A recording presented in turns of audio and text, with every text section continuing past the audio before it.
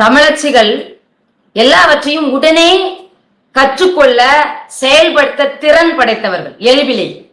அப்படின்னா இந்த சமூக ஊடகங்கள் ஒரு சிலருக்கு வாழ்வாதாரமாக அமைந்த போதிலும் மிகப்பெரிய பின் விளைவுகளை இது உருவாக்குகிறது. காரணம், மக்களோடு அரசியல் செய்து மக்களோடு நின்று தனித்திறனில் விளையாட்டில் ஜெயித்து தனித்திறனில் ஒரு பெரிய நிறுவனத்தை கட்டி காப்பாற்றக்கூடியவர்களை, ஒரு வேளாண் பெரும் குடிமக்களை கொண்டாடக்கூடிய இந்த சமூகம் இன்று முழுக்க முழுக்க இன்ஸ்டா பிரபலங்களை தங்களுடைய முதன்மை விருந்தினராக எடுத்து வருது. இது எப்படி போகுதுன்னா, அந்த அக்கா ரோட்ல நடனம் ஆடினா தார்ச்சாலையில அவளை கூப்பிட்டு பரிவட்டம் கட்டுறாங்க. அந்த பெரும்பத்தில் நடந்த அந்த 9 பேரை வந்து 7 பேரை வெட்டி எடுத்தாங்களே, அந்த நிகழ்வுக்கு போயிருந்தேன். அந்த போராட்டத்தில் இந்த கருத்தை முன் வச்சேன்.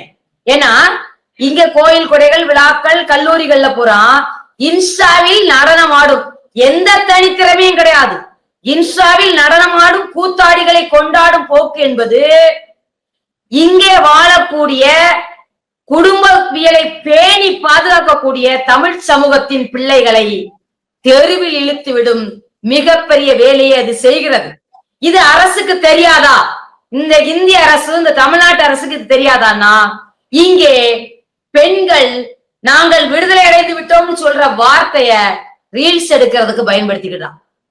எத்தனை பேரை வேண்டும் என்றால் நீ திருமணம் செய்து கொள்ளலாம் என்ற சுதந்திரத்தை அந்த இன்ஸ்டாவில் நீங்க பாத்தீங்கன்னா, ஒரு 4 நாள் 2 பேர் ஆடுறா, இன்னொரு 4 மாதம் கழிச்சு இன்னொருவரோட ஆடுறா, 4 நாள் கழிச்சு அவரை திருமணம் பண்ணுகிறா. இந்த போக்கு வருங்கால தலைமுறைக்கு நாமும் இப்படி ஒரு வாழ்க்கையை வாழலாம் என்ற கட்டத்திற்கு நம்மை நகர்த்தி சொல்ல. இப்ப எங்களை போன்ற ஆட்க ஒரு கடல்ல குளிச்சுட்டு ஒரு சின்ன காணொலி அதை வெளிவந்தா கூட என்ன கூப்பிட்டு, அக்கா நீ இதெல்லாம் போடாதன்னு என்னைய சொல்ற இந்த சமூகம் சரியா இருக்கு. ஏன்னா எக்கா உங்களை பார்க்கணும்னா நாங்க இப்படி பார்க்க விரும்புறோம்க்கா, இப்படி பார்க்க விரும்பலன்னு சொல்றான்.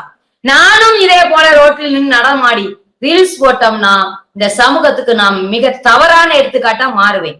இன்னைக்கு முழுக்க முழுக்க சாராய கடை ரீல்ஸ், இந்த ரெண்டும் பெண்களுக்கு சுதந்திரம் என்ற போர்வையில் பெண்களும் சாராயம் குடிக்க ஆரம்பிச்சாச்சு.